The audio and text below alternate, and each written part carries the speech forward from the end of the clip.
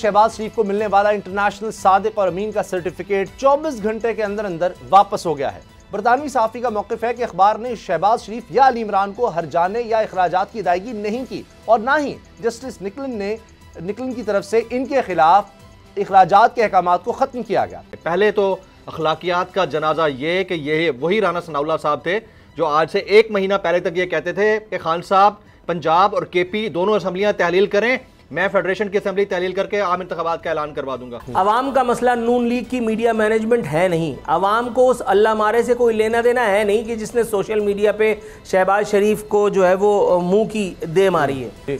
Petrol की कीमतों में रिलीफ के नाम पर आने वाली हुकूमत ने पिछली 2 मरतबा में भी अवाम को वो रिलीफ नहीं दिया जिसके वादे किए गए थे। अवाम का मसला ये है मेरे भाई, जहन्नम में गए ये इनकलाब के दावेदार और चूल्हे में गई ये जमहूरियत। सब्सक्राइब करें और बेल दबाएं ताकि कोई खबर रह न जाए।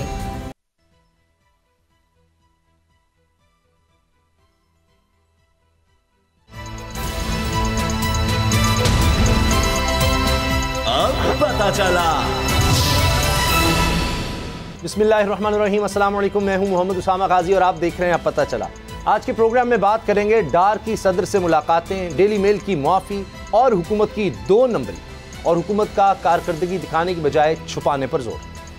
खबर यह है, शहबाज शरीफ को मिलने वाला इंटरनेशनल सादिक और अमीन का सर्टिफिकेट 24 घंटे के अंदर अंदर वापस हो गया है। डेली मेल की मुआफ़ी को लेकर पाकिस्तानी मीडिया पर तूफान उठाने की कोशिश की गई। चंद सहाफ़ियों ने इस मामले को लेकर तहरीक इंसाफ के चेयरमैन इमरान खान से मुआफ़ी का मुतालबा भी शुरू कर दिया, लेकिन जैसे जैसे वक्त गुजरता गया हकीकत खुलकर सामने आने लगी। फिर राज ये खुला कि इस मुआफ़ी को लेकर भी 2 नंबरी की गई। ये राज बरतानवी सहाफ़ी डेविड रोज ने सोशल मीडिया पर खोला। डेविड रोज ने अपने ट्विटर अकाउंट पर सिलसिलावार ट्वीट्स की जिसमें असल हकीकत से पर्दा उठाया गया कि डेली मेल का मुआफ़ीनामा सिर्फ एक नुक्ते के लिए है, दीगर इल्ज़ामात बदस्तूर जूं के तूं हैं। बरतानवी सहाफ़ी का मौक़िफ़ है कि अखबार ने शहबाज शरीफ या अली इमरान को हर्जाने या अखराजात की अदायगी नहीं की और ना ही जस्टिस निकलन की तरफ से इनके खिलाफ अखराजात के अहकामात को ख़त्म किया गया। बरतानवी सहाफ़ी ने लिखा है कि शहबाज शरीफ और अली इमरान ने अपने दावों से मुतालिक मामला तय कर लिए हैं, इसलिए केस ख़त्म हो गया। जवाब में अखबार ने भी मजमून को इंटरनेट से हटा दिया। यह है मुआफ़ी की असल कहानी कि मुआफ़ी के लिए भी मामला तय किए गए हैं। आसान लफ्ज़ों में कहें तो डील की गई। जिस इल्ज़ाम पर माजरत की गई वो नैब की तहकीकात से मुतल्लिक है। कोई बात नहीं कि इसके ताने बाने नैब तरामीम से जा मिले जिनके जरिए हुकूमत में शामिल जमातों ने अपने अपने मुकदमात खत्म करने का एहतमाम किया। हुकूमत का एक और एहतमाम भी मुलाहिजा करें कि आवाम को 1 रुपए का रिलीफ देने के लिए इसके पास पैसे नहीं, लेकिन अपनी मीडिया मुहिम के लिए 2 अरब रुपए की मंजूरी दे दी गई। ये 2 अरब रुपए कहाँ खर्च होंगे? कारकर्दगी दिखाने की बजाय कारकर्दगी छुपाने पर। ऐसे चैनल्स को नवाजा जाएगा जो महंगाई, मईशत की बदहाली, इसके असरात पर नहीं बल्कि गैर ज़रूरी मामलात पर झूठा प्रोपेगेंडा करेंगे। ये जो तोशा खाना वाला मामला चल रहा है ये भी इसी मीडिया मैनेजमेंट का किया धरा है। लेकिन सच कब तक छुप सकता है? हम अपने प्रोग्राम में आपको मुसलसल बाखबर कर रहे हैं कि मुआशी हालात दुरुस्त नहीं, मुल्क के दिवालिया होने का खतरा बढ़ता जा रहा है और इसकी वजह सियासी अदम इस्तेहकाम है। यह अदम इस्तेहकाम अपोजिशन से बातचीत के बगैर खत्म नहीं हो सकता। इसीलिए मीडिया पर पीटीआई को धमकियां देने वाले पर्दे के पीछे बैकडोर राबते कर रहे हैं। इसाक डार की सदर आरिफ अलवी से मुलाकातें किस मामले पर हैं? निगरान सेटअप या इंतखाबात की तारीख या फिर कुछ और? इसी पर बात करेंगे और यही हमारी आज की पहली ब्रेकिंग स्टोरी है। मेरे साथ आज जमील फारूकी मौजूद हैं और हमेशा की तरह नूर आरफीन भी हमारे साथ है। जमील, ये जो मुलाकातें हो रही हैं, एक तरफ तो था कि जनाब कोई बात ही नहीं हो सकती और उसके बाद यानी 24 घंटों में कई मुलाकातें, जाते हैं फिर आते हैं, गुफ्तगू शुनीद हो रही है, बातचीत हो रही है। कहीं कहा जा रहा है कि जी निगरान सेटअप तक बात हो रही है, इंतखाबात के हवाले से बात हो रही है। कहीं कहा जाता है कि जी इसाक डार साहब ने कहा है जी हमारे पास तो सिर्फ अब 1 महीने के लिए रह गई ये रकम, तो इंतखाबात का तो सोचे भी ना। फिर सदर साहब की तरफ से कुछ पैगाम जाता है कि फिर ये केसेस आप क्यों बना रहे हैं, बातचीत भी करना चाहते हैं इमरान खान के खिलाफ केसेस भी, कहते हैं जी हमने नहीं बनाए। तो ये हो क्या रहा है? फिर देखें, खिचड़ी पकी हुई है। एक तरफ मुलाकातें इसाक डार साहब आरिफ अलवी साहब से मिल रहे हैं, दूसरी तरफ राना सनाउल्लाह साहब। देखिए, कुछ कमियां खामियां खान साहब की टीम के अंदर हैं, उनको भी हमें एडमिट करना होगा। राना सनाउल्लाह साहब लाहौर के अंदर लाहौर में बैठकर खान साहब को चैलेंज करते हैं। आज प्रेस कॉन्फ्रेंस में खान साहब को कहते हैं आप अगर मगर बंद करें, असेंबली तहलील करें। पहले तो अखलाकियात का जनाजा ये कि ये वही राना सनाउल्लाह साहब थे जो आज से 1 महीना पहले तक ये कहते थे कि खान साहब पंजाब और केपी दोनों असम्बलियां तहलील करें, मैं फेडरेशन की असम्बली तहलील करके आम इंतखाबात का ऐलान करवा दूंगा। आज वो उनको चैलेंज कर रहे हैं और तख्ते लाहौर के अंदर बैठकर, जहां पंजाब में खान साहब के एलाइज की हुकूमत है, आपका अपना मुशीर दाखिला है, और यही वो पंजाब है जिस पंजाब के अंदर शहबाज गिल साहब के ऊपर मुकदमा दर्ज हो रहा है। आप ये देखिए ना, इसको आप कैसे ओवर रूल कर सकते हैं। इस सिचुएशन में वो तो फेयर प्ले करेंगे। एक चीज को हमें बिल्कुल निगलेक्ट नहीं करना, and that is known as political management. हर चीज हेड ऑन लेने वाली नहीं होती है। ये आप मानेंगे कि नून लीग से बड़ा कारोबारी कोई नहीं है, व्यापारी कोई नहीं है। उनको डेली मेल जैसे इदारे के साथ मैनेज कर लिया उन्होंने। पाकिस्तान के अंदर तो लोगों से मैनेज करना बाद की बात है ना, उन्होंने गोरों को मैनेज कर लिया। अब आप अंदाजा लगा लें। तो आरिफ अलवी साहब से मुलाकातें करके क्या करेंगे? ये लिंगर ऑन टैक्टिक्स हैं, सिर्फ ये दिखाने के लिए, देखें जी हम तो मुज़ाकरात कर रहे हैं, और जहां जिसको वो दिखाना चाह रहे हैं वो भी हमें नजर आ रहा है कि लुक बिजी डू नथिंग वाली बात करना कुछ नहीं है, करना अपने हिसाब से। अब एक और अफवाह ज़ेरे गर्दिश है उसामा, और वो ये है कि 1 साल की आईनी मुद्दत में मजीद इजाफे के ऊपर गौर हो रहा है कौमी असेंबली की। यानी कि अगर 2023 के अगस्त तक मुद्दत है तो अगस्त 2024 तक ले जाने की बातचीत चल रही है, और मेरे पास जराए से ये खबर है और वाकईतन इसके ऊपर बात चल रही है। और अगर ऐसा कुछ है तो यहां सवाल ये पैदा होता है कि मुलाकातों में, बैकडोर डेवलपमेंट्स में, डिस्कशन में, चाहे वो आरिफ अलवी साहब कर रहे हैं या फिर कहीं और हो रही हैं, उसमें दम नहीं है, या फिर आप उनको बैकफुट पर ले जाने में अपने इत्तेहादियों के साथ मिलकर उस पोटेंशियल में नहीं है, तो उस पोटेंशियल को लाने। आरफीन, आपको क्या लगता है क्या हो रहा है? वाकई ये सिंसेरिटी के साथ मुज़ाकरात की तरफ बात हो रही है, या वही बात कि ये सिर्फ दिखाने के लिए और 1 साल आगे ले जाने की बात है, जिसना फजलुर रहमान साहब ने अचानक फिर तोपों का रुख इदारों की तरफ कर दिया है जी, वो लाते हैं, वो जब चाहे निकाल दें, जब चाहे बिठा दें, जब चाहे न्यूट्रल हो जाएं। तो कोई फ्रस्ट्रेशन है कि वो कह रहे थे शहबाज शरीफ से मुज़ाकरात नहीं करने, लेकिन वो इसहाक डार जाके मिल रहे हैं? देखिए, आपने इंट्रो में आज़म सवाती को रिलीफ का जिक्र किया। उधर आज़म सवाती को रिलीफ, इधर इसहाक डार को रिलीफ, बाकी आवाम के लिए सिर्फ तकलीफ ही तकलीफ। इंटरनेशनल सादिक और अमीन पर भी एतराज़ात हैं, जाहिर है कि होने भी चाहिए। लोकल सादिक और अमीन भी वो ना निकले जिसकी तवक्को थी। महंगाई, कसाद बाज़ारी, अफलास, ये सब वो मौजू नहीं है जिस पर कोई अब करंट अफेयर का प्रोग्राम हुआ करता है। मैं पहले दिन से कह रहा हूँ, ये सारी चीज़ें सिर्फ इमरान खान के दौरे हुकूमत तक थीं। उसके बाद ये मीडिया का ना अब जिसको कहते हैं सर वो फोकस है, और ना ही इस पर कोई करंट अफेयर एंकर अब बात करके अपने आप को गुनाहगार करना चाहता है। तो चलिए फिर इसी सब बातों पे बात करते हैं कि डेली मेल ने क्या कर दिया और शहबाज शरीफ ने क्या कर दिया। अगर इससे बात करके मामलात हल हो जाते हैं तो ठीक है, फिर यही सब करते रहते हैं। शहबाज शरीफ इंगेज कर रहे हैं उधर डेली मेल को, इधर यहाँ पर इसहाक डार इंगेज कर रहे हैं आरिफ अलवी को। कोशिशें दोनों तरफ से बराबर हो रही हैं। अब आवाम को इससे कुछ मिले या ना मिले, बाकी रह गई असम्बली की 1 साल की बढ़ोतरी, तो उससे क्या हो जाएगा। इमरान खान को इक़्तिदार से बाहर करना था, कर दिया, और वो ऐसा तादेर रहेगा। अच्छा, जैसा कि मैं बार बार कहता आ रहा हूँ, ऐसा तादेर रहेगा। आज आरफीन नामा में भी बात करेंगे कि पंजाब असम्बली के बाद अब खैबर पख्तूनख्वा में भी मामलात जो हैं वो शायद मैनेज कर लिए गए हैं, या वाकई लोगों के इन्वर्टेड कॉमाज में ज़मीर जाग गए हैं, या वो इनकलाब की दुकान जो अब से कुछ हफ्ते पहले या कुछ दिनों पहले तक बड़ी ज़ोर शोर से उसमें सौदेबाजी हो रही थी, अब वो सब चीज़ें, अब वो सामान ठंडा हो गया है। ये सब बातें इसी तरह से हैं भाई। तो फिर चलिए आइए हम भी इसी बहती गंगा में हाथ धो लेते हैं। शहबाज शरीफ को इस पर फांसी दे दें या निशाने हैदर दे दें, इससे अवाम को कोई फ़र्क पड़ना नहीं है। टू बी वेरी ऑनेस्ट, अवाम का मसला डेली मेल है नहीं, अवाम का मसला नून लीग की मीडिया मैनेजमेंट है नहीं, अवाम को उस अल्लाह मारे से कोई लेना देना है नहीं कि जिसने सोशल मीडिया पे शहबाज शरीफ को जो है वो मुंह की दे मारी है। इससे एक आम आदमी का मसला तो हल नहीं होता है जी। पेट्रोल की कीमतों में रिलीफ के नाम पर आने वाली हुकूमत ने पिछली 2 मरतबा में भी आवाम को वो रिलीफ नहीं दिया जिसके वादे किए गए थे। अवाम का मसला ये है मेरे भाई, जहन्नम में गए ये इनकलाब के दावेदार और चूल्हे में गई ये जमहूरियत। सही। अवाम का मसला ये है कि वो जो गैस की कीमतों में मुसलसल इजाफा होता चला जा रहा है और उसके बावजूद भी गैस हमें तबर्रुकन मिल रही है, वो गैस हमें क्यों नहीं नसीब हो रही जी। एक ज़रई मुल्क में आटा हमें जो है वो भीख में हम क्यों इंपोर्ट करवा रहे हैं और उसके बाद फिर हमें वो तबर्रुकन यूटिलिटी स्टोर पे तकसीम करवा करके और हमें जलील ख्वार किया जा रहा है। आवाम का मसला ये है सही की फर्क पैदा यार आवाम को कि वो शहबाज शरीफ, सादिक और अमीन है और इजरा वाला। जी बिल्कुल सही कह रहे हैं आरफीन, और इस पर हमने इनसाइड स्टोरी में तफसील से बात करनी है कि दूसरी तरफ काबीना का साइज़ बड़ा होता चला जा रहा है, जो मामले ख़ुसूसी हैं उनको वज़ीर मुमलिकत तक का दर्जा दिया जा रहा है, बड़ा कुछ हो रहा है।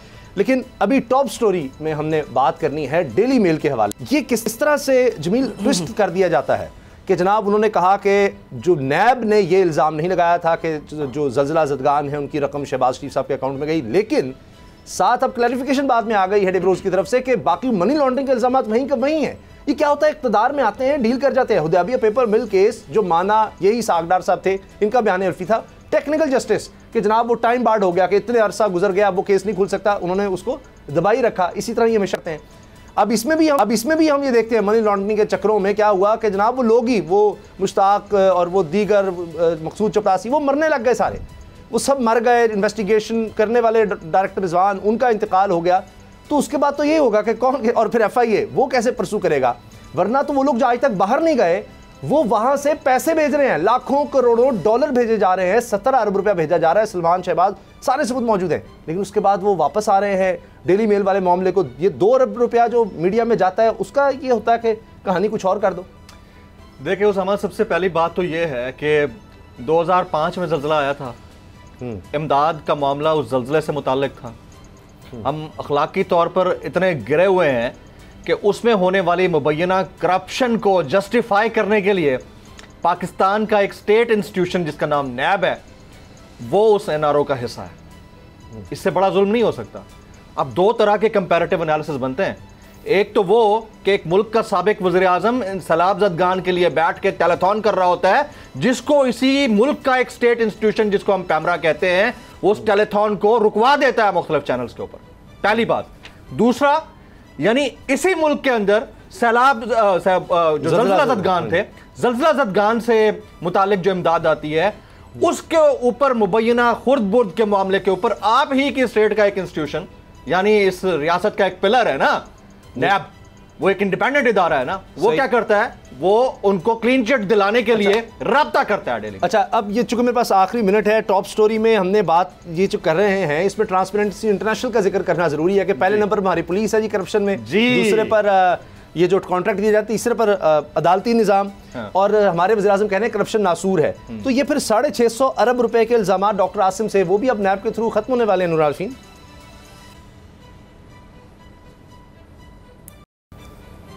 जी, अगर वो ख़त्म नहीं भी होंगे तो आप क्या कर लेंगे, मैं आपसे पूछता हूँ। चलिए आप बताइए।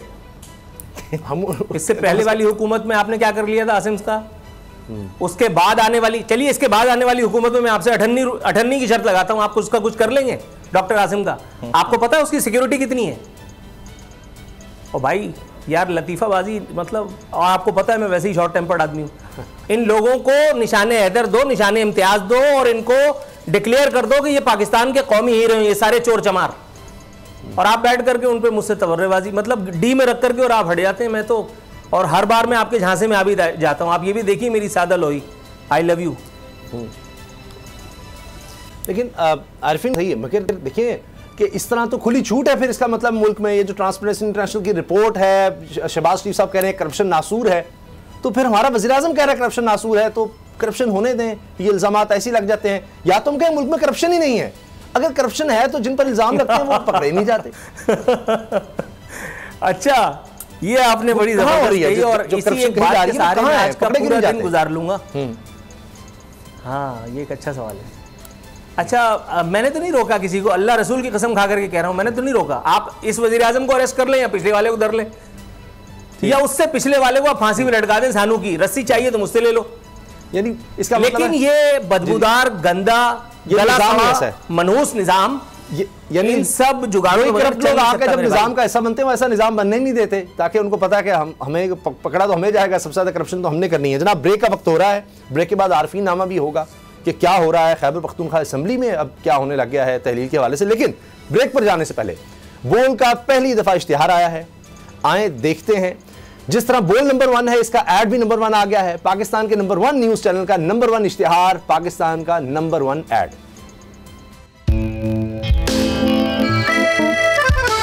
अब आया।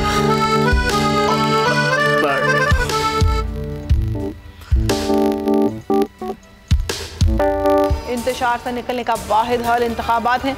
हकीकी आज़ादी मार्च आज रवा। खबर आयद के मुताबिक अगर आप उसको ये रिपोर्ट दे दे तो मैं आपको अपनी 4 सीटें दे दूंगा। मौलाना खान साहब वो जो रिमोट हमें दे दे और वो जो नीली पीली चैनल है वो लगाए। जाओ शबाज। हम ऐसा टीवी देखते ही नहीं जिसका रिमोट हमारे हाथ में ना हो। और यहाँ पे कोई 2 नंबरी नहीं चलेगी। और हम कोई गुलाम है जो आप रिमोट मांगे हम दे दें? Absolutely not. यहाँ पे सिर्फ पाकिस्तान का नंबर 1 चैनल चलेगा, बोल, जो हकीकी सहाफत की जंग लड़ रहा है। पाकिस्तान के लिए कोई और नहीं, सिर्फ बोल खड़ा है। आप सब भी बोल देखें।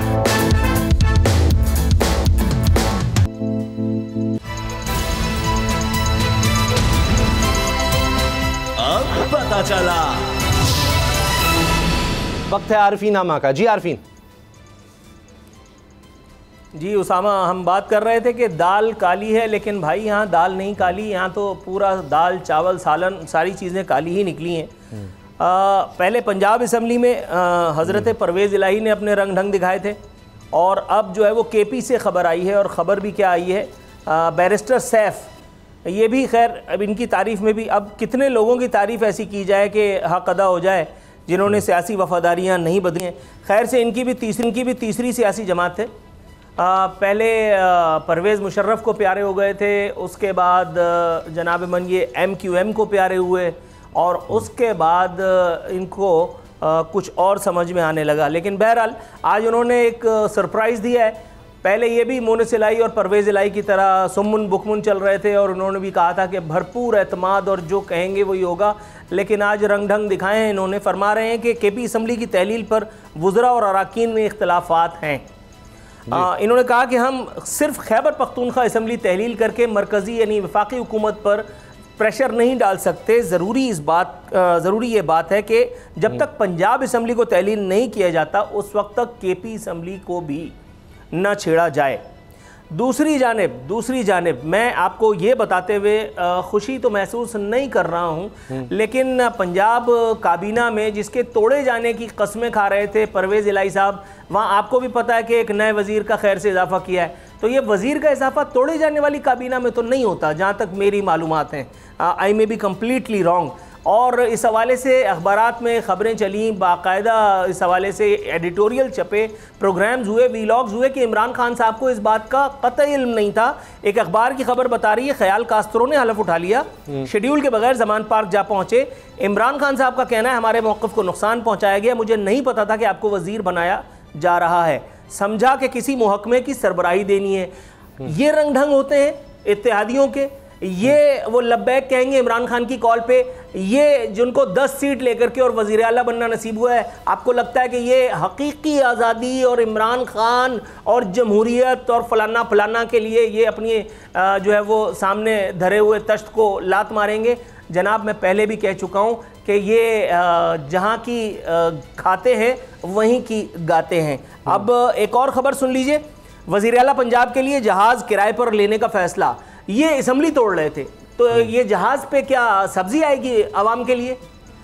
जहाज़ को किराए की मद में जहाज़ के लिए 12 करोड़ रुपए खर्च करने की खबर मेरे सामने धरी है। अभी मैंने प्रिंट आउट इसका सिर्फ निकाला है। अगले 5 माह के लिए जहाज़ ले रहे हैं। ये तो असम्बली तहलील कर रहे थे। इमरान खान कहेंगे और मैं 1 मिनट में असम्बली गिरा दूंगा, और उसके बाद ये जहाज़ पे क्या अपने बच्चों को छत पे ले आकर के और वो दिखाएंगे कि इस तरह से जहाज़ पार्क होता है, इस तरह से जहाज़ चलता है। ये सब फ्रॉड है। ये असम्बली नहीं तोड़ेंगे। इनको पता है कि 10 सीट के साथ ये चपरासी नहीं लग सकते थे, और यहाँ पूरी की पूरी CM-शिप इनको मिली हुई है। वहाँ आपको बता दिया कि तर्जुमान वज़ीर आला केपी, उनका कहना यह है कि केपी असम्बली की तहलील पर वुज़रा और अराकीन में इख्तलाफात हैं, और ये इख्तलाफात की हद तक नहीं है, ये बाकायदा ठोस ज़राए के हवाले से ख़बरें मौजूद हैं कि इख्तलाफात इस हद तक हैं कि आप इन्हें फड्डा ही समझिए। और उस पर अगर शाह महमूद कुरैशी कहें कि थोड़े दिनों में खान साहब असम्बली तोड़ देंगे, तो फिर मेरा ख्याल है कि इसके बाद फिर फुल स्टॉप लगा ही दिया जाए, और चंद दिन में और पता चल जाएगा। क्योंकि राना सनाउल्लाह साहब तो ये कह रहे हैं कि जी सारी बातें छोड़ें, असम्बलियाँ तोड़ें। इनसाइड स्टोरी पर आते हैं। एक तरफ मुल्क मुबादला के ज़खायर कम तरीन सतह पर जा चुके हैं, 6.7 अरब डॉलर पर। फिर ये भी है कि जी इसमें 3 अरब डॉलर सऊदी अरब के हैं, कुछ 2.5 अरब डॉलर चीन के हैं, 1 अरब डॉलर UAE के हैं। तो हमारे पास अपना क्या फिर बचा है, ये सवाल आते हैं। लेकिन जो दूसरी तरफ इक़दामात हैं हुकूमत के, वो बिल्कुल किसी और तरफ जा रहे हैं। मिसाल के तौर पर आज नोटिफिकेशन आया, 10 स्पेशल असिस्टेंट्स को वज़ीर ममलकत लगा दिया गया है। अब इनको वज़ीर ममलकत लगाना ये इनके मरात में शामिल, यानी ज़ाहिर स्टाफ भी उस तरह से और दीगर जो मरात होती हैं वो सब बढ़ जाएंगी। 2 अरब रुपया इश्तिहारात की मद में जनाब काबीना कह रही है जारी किया जाए। तो ये जमील फ़ारूकी ये सब क्या हो रहा है कि एक तरफ नज़र आ रहा है कि वो मुझे याद आ गया मनी मुनिसिपल पूरे 2000 रुपये दे रहे हैं, अब तो 2 अरब रुपये दे रहे हैं। तो हालात तो बहुत बेहतर हैं। तो भी ये हमारे जो रिजर्व्स हैं वो इतने क्यों गिर रहे हैं, इंडस्ट्रियाँ बंद हो रही हैं, इंपोर्ट्स के लिए पैसे नहीं हैं, एयरलाइंस को हम पैसे अदा नहीं कर पा रहे। दूसरी तरफ ये हाल है कि काबीना जहाज साइज है, कम तरीन सतह पर रिजर्व्स हैं, बुलंद तरीन सतह पर हमारी काबीना है। जी जमील, देखें रिजर्व्स और काबीना का जो इम्बैलेंस है ना, वो आज से नहीं है, वो अरसा दराज से। हमारे यहाँ दिखाया कुछ जाता है, किया कुछ जाता है, यानी ऑप्टिक्स में हम सब गुडी गुडी दिखा रहे होते हैं। ये हर दौर में हुआ है। ये अभी आरफीन साहब जो फरमा रहे थे ना कि अवाम के लिए तो कभी कुछ हुआ ही नहीं है। आप तारीख उठा लें 75 साल की, ये आदाद व शुमार का गोरख धंधा आज से थोड़ी चल रहा है। ये आप भुट्टो के दौर में नहीं सुन रहे थे रोटी कपड़ा मकान, आज तक रोटी कपड़ा मकान नहीं मिला किसी को।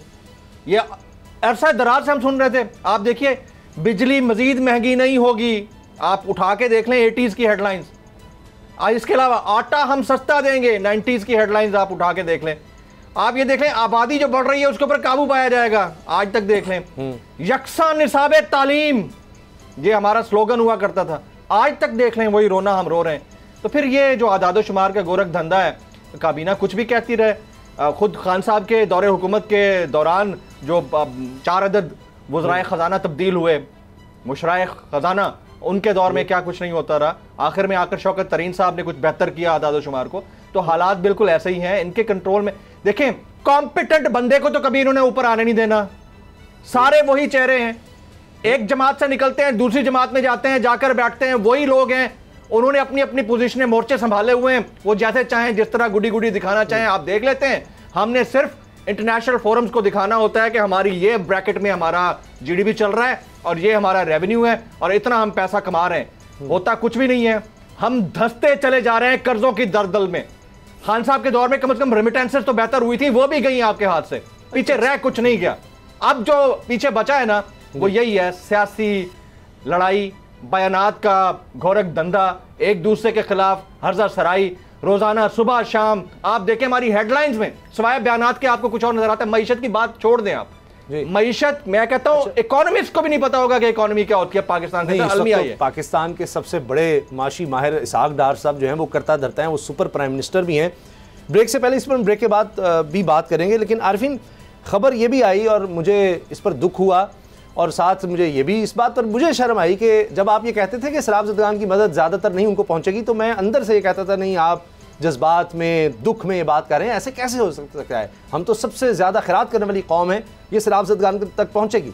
लेकिन फिर मंजर आया कि कोयटा में फजलुर रहमान साहब का जलसा था और कारपेट के तौर पर सैलाब ज़दगान की मदद के लिए जो टेंट्स आए थे वो दी जा रही। यानी गरीब आदमी सर्दी में मर रहा है और वो टेंट उस ज़मीन पर बिछे हुए हैं कि जी मौलाना साहब का जलसा है, वहां पैरों के नीचे है। मुझे एक सेकंड दीजिएगा। जी जरूर, चले एक जुमला। जी जिस मुल्क के अंदर मौलाना फजलुर रहमान साहब मईशत के ऊपर लेक्चर दें और पब्लिक को ये बता रहे हो कि पाकिस्तान की मईशत बड़ी अच्छी जा रही है, उस मुल्क के अंदर इसहाक डार साहब को किसी मस्जिद का इमाम लग जाना चाहिए बस। वो वैसे ट्वीट्स में काफ़ी मजहबी रंग नज़र आता है, बड़ी अच्छी बात है। लेकिन साथ जब उनसे सवाल किए जाते हैं वो मईशत पर कम बात करते हैं, सियासत पर ज़्यादा कि क्या हो रहा है, ये नहीं होगा, वो नहीं। चलें जी, ब्रेक का चूँकि वक्त हो रहा है तो ब्रेक ले लेते हैं और ब्रेक के बाद ये हमारी इनसाइड स्टोरी जारी है और नूर आरफीन से इसी हवाले से बात करेंगे कि ये जो हक़ाइक़ हैं, जो फैक्ट्स हैं वो हमारे सामने हैं और इसको डिनाई हुकूमत भी नहीं कर रही कि जनाब आपकी ग्रोथ नीचे से नीचे जा रही है। जो इंडेक्स है कि कॉन्फिडेंस लोगों का कि जी 17% जब हुकूमत आई थी वो -4% पर चला गया। कोई इन्वेस्ट पाकिस्तान में नहीं करना चाह रहा, यहाँ से इन्वेस्टमेंट बाहर जा रही है, इंडस्ट्रीज़ बंद हो रही हैं, अद्वियात बनाने के लिए आपके पास रकम नहीं है कि बाहर से रॉ मटेरियल आ जाए। इतने बुरे हालात हैं, खुराक वहाँ पर रुकी हुई है। लेकिन काबीना का साइज बढ़ रहा है, इश्तिहारात के लिए 2 अरब रुपए हैं, ये क्यों है? ब्रेक के बाद अब पता चला। इनसाइड स्टोरी में बात हो रही थी मुल्क की मईशत की, अवाम की, उनकी ज़िंदगी की, उनके हाल की और जो इस वक्त हुकूमत है उसके हालात की। नूर आरफीन, जिस तरह मैंने अर्ज़ किया, जो सैलाब ज़दगान वाली बात थी कि फजलुर रहमान साहब के जलसे में वो टेंट्स जो हैं वो पैरों में नज़र आ रहे हैं, कालीन के तौर पर इस्तेमाल हो रहे हैं।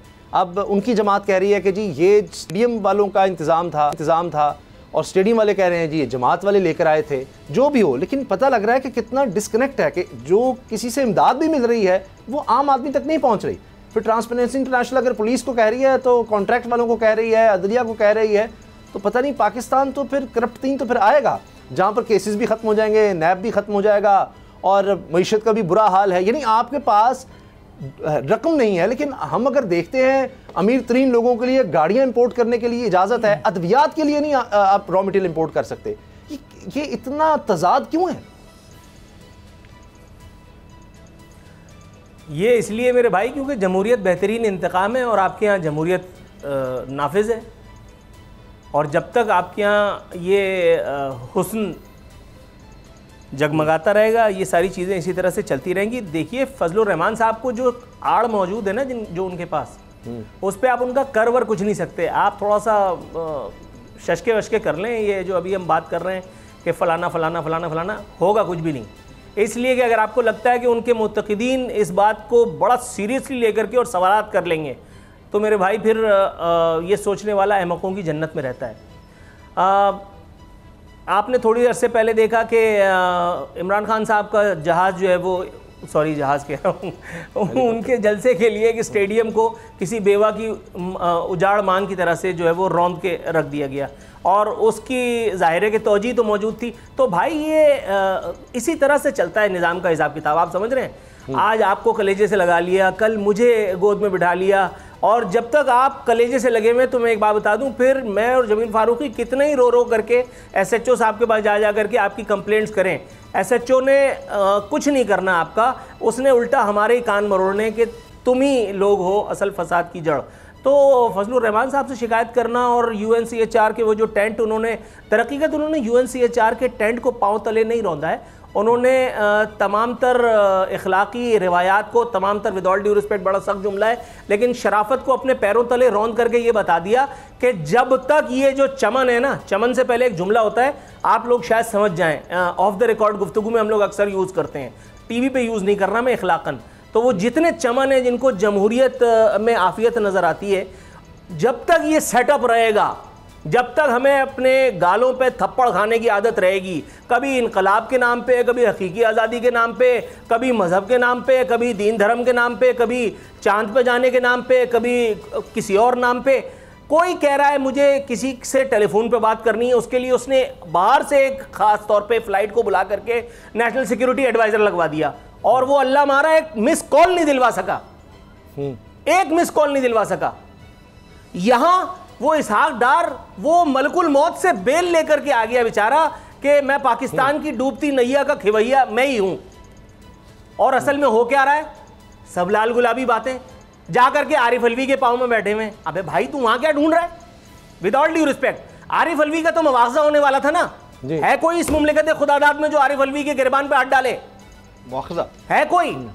और नहीं भाई, धंधा है, सब गंदा है ये। इसी तरह से सब काम में आ रहे हैं, सब काम में आ रहे हैं। ये सब एक समाजी इन्वर्टेड कॉमास में खिदमत है, ये एक मिली खिदमत के लिए ये सब लोग यूज हो रहे हैं। तो मौलाना का भी एक किरदार है, आप बेहतर रहिए। एक और काम जो इस दौरे हुकूमत में हो रहा है वो ऑडियो वीडियोस का बहुत ज़्यादा है, और आज वायरल स्टोरी में हमने इसी बारे में बात करनी है।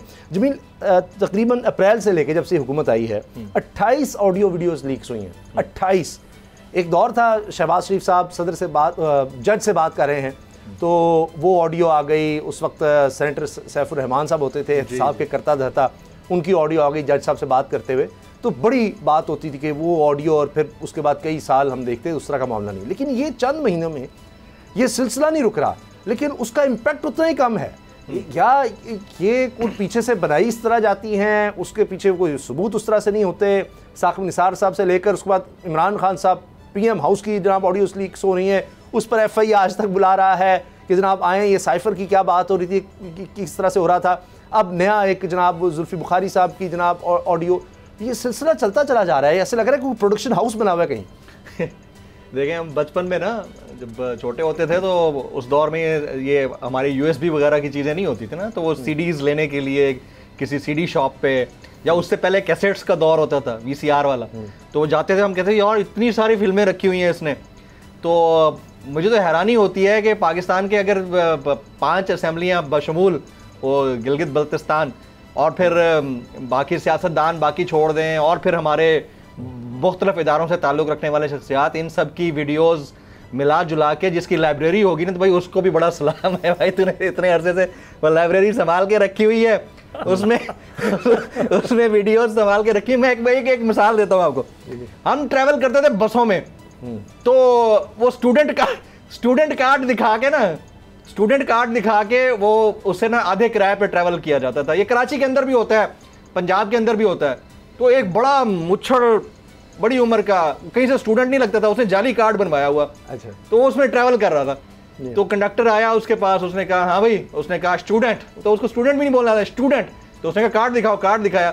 वो कहता चलो ये तो ठीक है, पर सलाम है तेरे माँ बाप को जो तुझे अभी तक पढ़ा रहे हैं। तो सलाम है उनको जो अभी तक वो वीडियो संभाल के बैठे हुए हैं यार। अब ये नहीं, 4-5 दिन के बाद उसको रिलीज कर देते हैं। तो हैरान होता हूँ भाई, ये प्रोडक्शन हाउस है। मरियम साहिबा कह चुकी है कि काफ़ी ज़्यादा हैं और बड़ी हाजिर सर्विस उन्होंने कहा था उस वक्त लोगों की हैं। जब नवाज शरीफ साहब कहेंगे तब वो रिलीज़ की जाएंगी। फिर उनके जो खामन हैं वो कैप्टन टायर्ड सफदर साहब, वो भी ये कह चुके हैं कि कोई वहाँ गिरा है, कोई इधर गिरा है, उस तरह की वीडियोज़ है।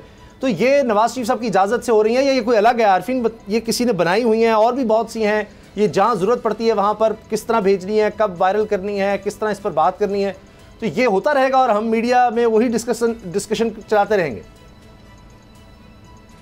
आपको कैसे पता कि नवाज शरीफ की कोई वीडियो नहीं है? ये इस वीडियो सेंटर का जो मालिक है ना, आपको क्या पता आरफीन की कोई वीडियो मेरी हो, उसामा की पड़ी हो, किसी को क्या पता किसकी पड़ी हो? कोई पता नहीं। ऑडियो और वीडियोस किसी की भी हो सकती हैं जी, किसी की भी हो सकती हैं। वाकई सही बात है वैसे।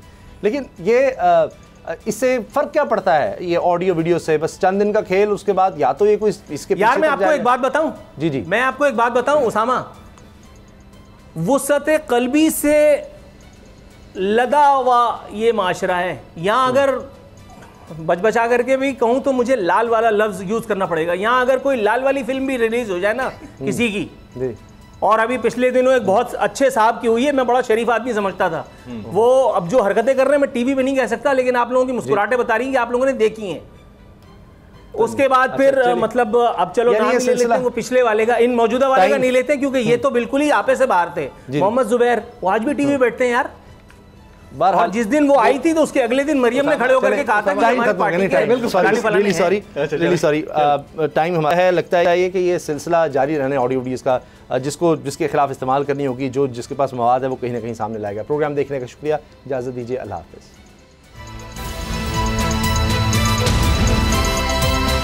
अब पता चला।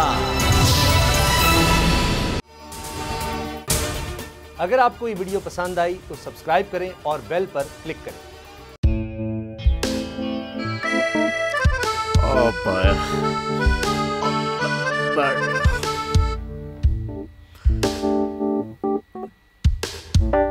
इंतशार से निकलने का वाहिद हल इंतखाबात हैं।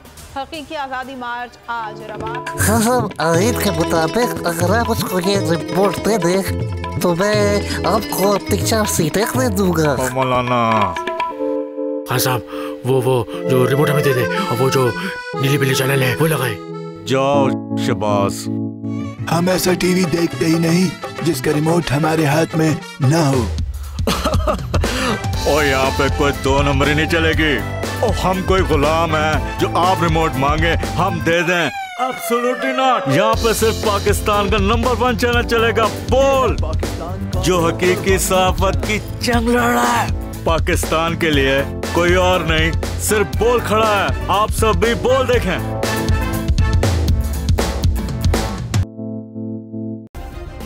सब्सक्राइब करें और बेल दबाएं ताकि कोई खबर रह न जाए।